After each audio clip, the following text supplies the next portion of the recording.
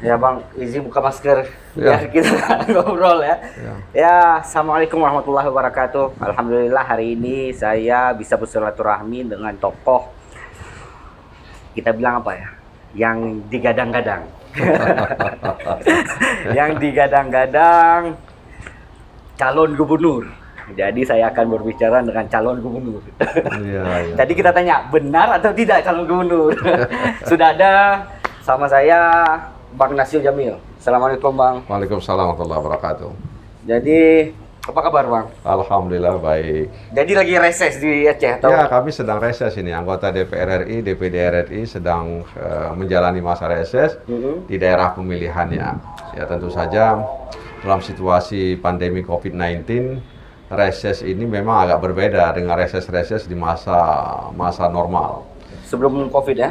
Ya, jadi artinya memang kita juga diberi kelonggaran untuk tidak untuk tidak menghadiri kegiatan-kegiatan reses, dan itu bisa diwakili oleh tenaga ahli kita atau staf kita untuk bertemu dengan warga.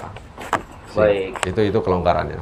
Itu kelonggarannya ya. Memang saya lihat beberapa anggota DPR RI yang lainnya juga lagi di Aceh. Ya, rata-rata semua lagi di Aceh. Baik Bang, jadi kita langsung masuk ke isu yang lagi hangat-hangatnya. Ya. Benar Abang akan mencalonkan diri sebagai calon gubernur? Jadi begini, di PKS itu ada tradisi, kita tidak pernah mencalonkan diri. Oke. Kita selalu diusung atau dicalonkan oleh partai sebagai induk semang kita.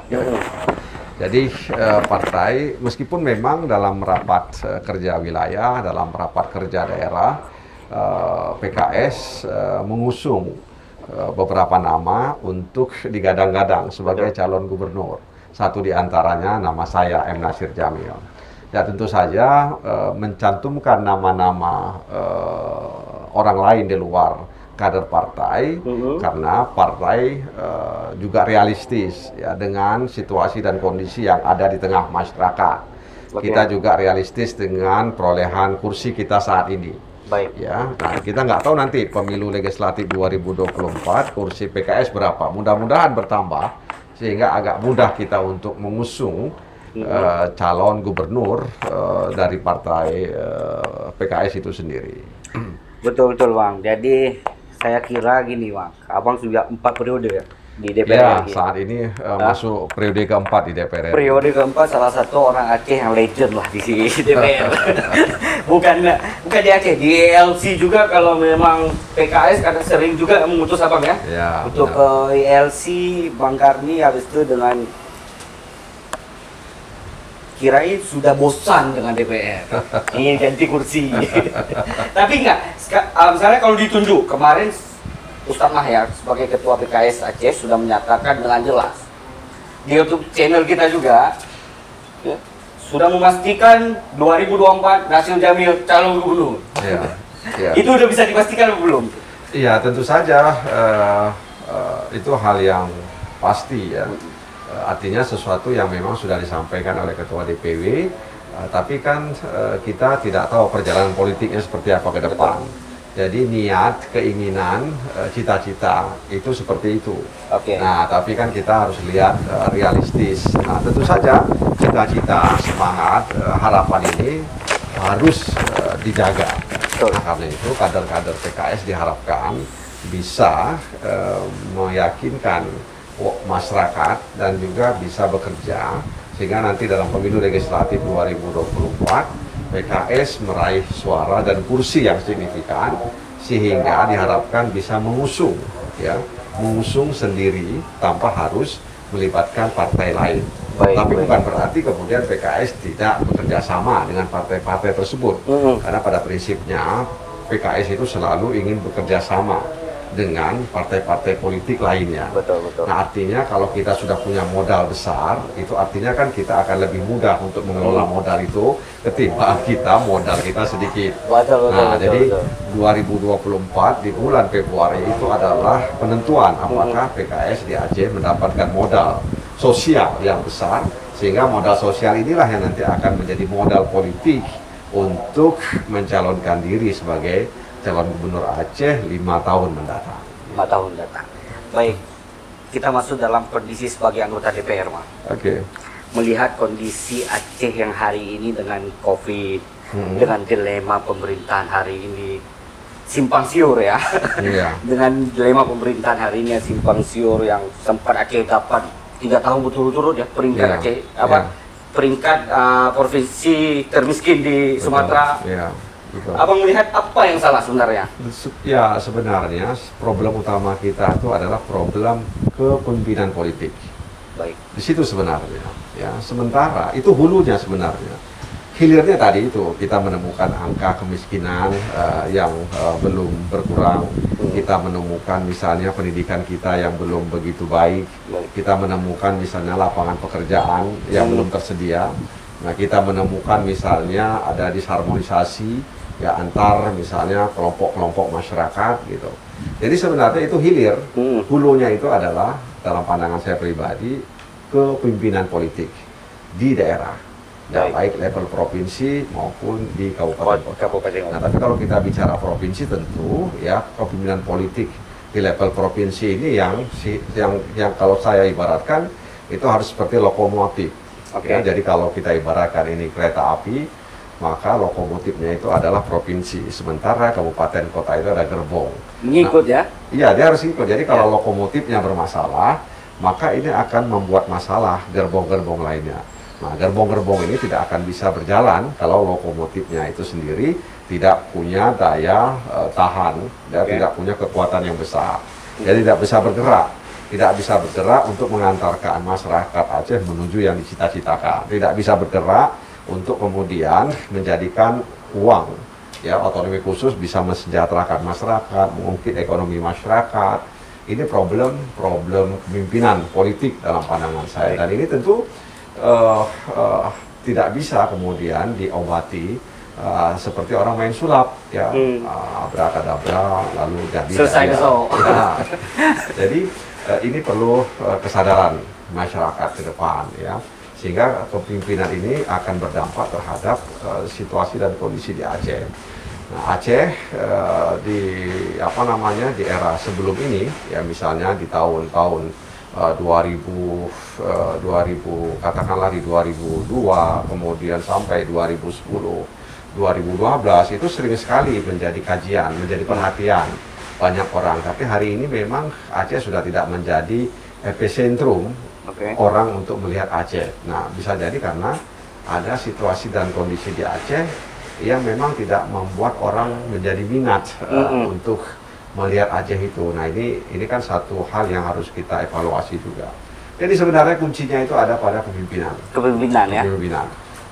Kalau ini misalnya, kepemimpinannya tidak baik, ya, dia tidak bisa berfungsi sebagai pengarah, ya maka orang lain sulit untuk bisa diarahkan gitu. Baik.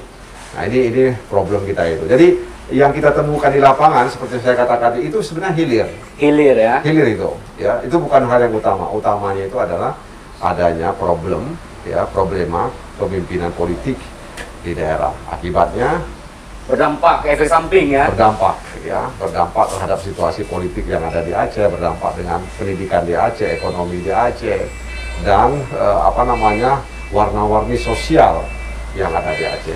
Nah, jadi ini momentum sebenarnya 2024 dalam pandangan saya momentum bagi orang Aceh untuk bangkit dan kemudian bisa maju sehingga kemudian bisa bersanding dan bersaing dengan daerah-daerah lain. Baik, jadi saya melihat sebagai anggota DPR kita punya ada hak untuk bukan menegur atau untuk pemimpin daerah Aceh. Sudah dilakukan atau belum? Ya, sebenarnya kan teguran kita itu kan kita sampaikan dalam koridor pengawasan. Nah, karena anggota DPR itu kan punya kewajiban untuk mengawasi daerahnya. Betul. Dalam konteks itu kita sudah sampaikan, kita sampaikan beberapa hal, baik dalam forum-forum diskusi, maupun dalam forum-forum lainnya. Ya, tapi sayangnya memang apa yang kita sampaikan belum mendapat respon yang positif. Ya, ini yang barangkali ke depan perlu diperbaiki.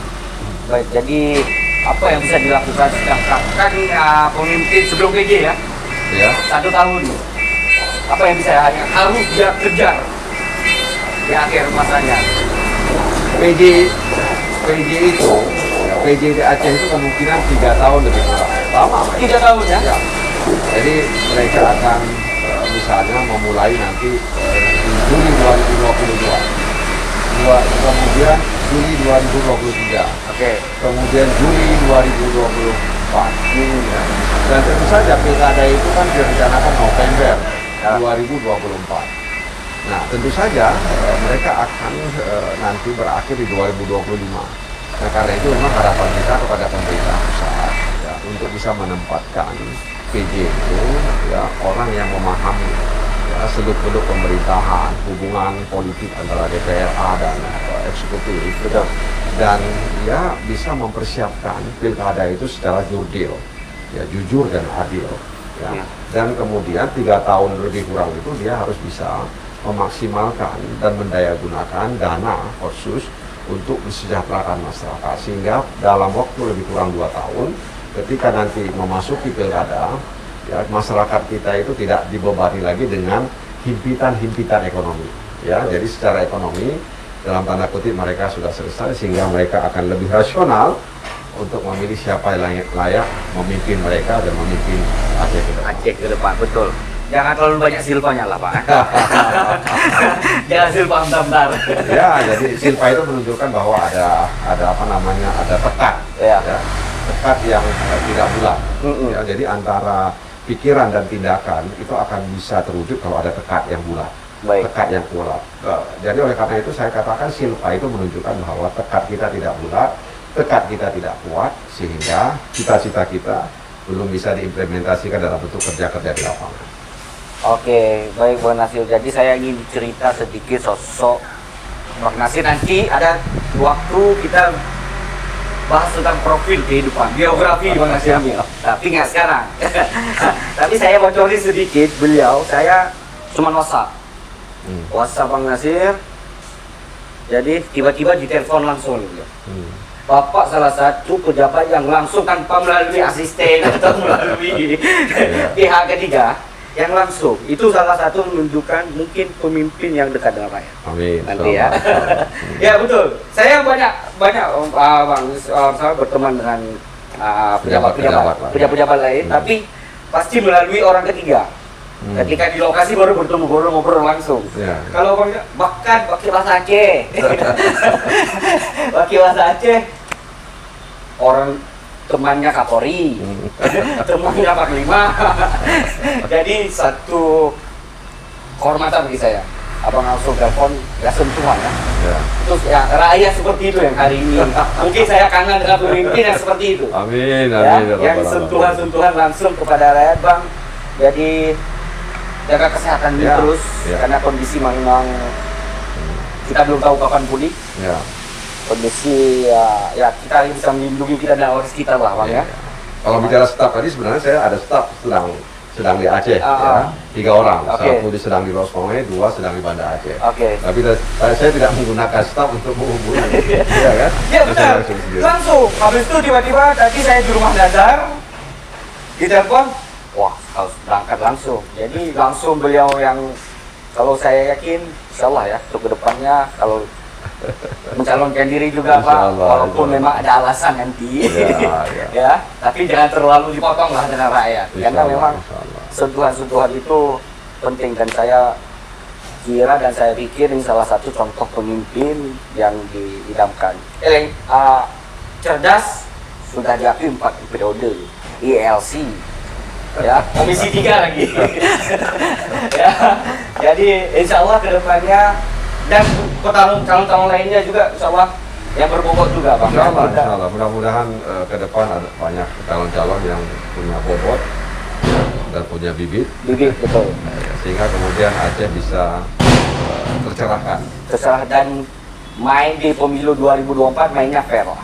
Insya Allah. Ya. Mudah-mudahan seperti itu. Mudah-mudahan seperti itu. Terima kasih Bang, kami sudah diajak juga ke rumah langsung. Ya, terima kasih sudah datang ke rumah saya. Baik, terima kasih sudah ini, dan pada penonton mohon maaf juga ada sedikit bising karena di sebelah lagi ada pembangunan, Ya, Bang. sudah ada bangun-bangun kan. Iya, di sebelah lagi ada pembangunan, jadi kita mohon maaf. Jangan lupa pantau terus sosial media Bang Nasir Jamil, melihat bagaimana perkembangan reses beliau dan kita harus seleksi juga pemimpin. Ya, sebagai rakyat harus cerdas. Jangan hanya waktu bom fajar aja. Jangan waktu bom fajar, tapi kita harus menseleksi siapa yang pantas untuk saat ini dan kita belajar banyak hal. Ya, mungkin saya setuju kita krisis sosok pemimpin hari ini. Ya. Dan kita sudah melihat nyata hasilnya, efeknya dan lain sebagainya. Untuk 2024 jangan salah pilih orang. Insyaallah, mudah-mudahan seperti itu. Baik, saya Bapak Ali mengundurkan diri. Jangan lupa like, share, dan subscribe. Wassalamualaikum warahmatullahi wabarakatuh. Waalaikumsalam warahmatullahi wabarakatuh. Alhamdulillah, makasih banyak. Ya, sama-sama. Saya juga demikian.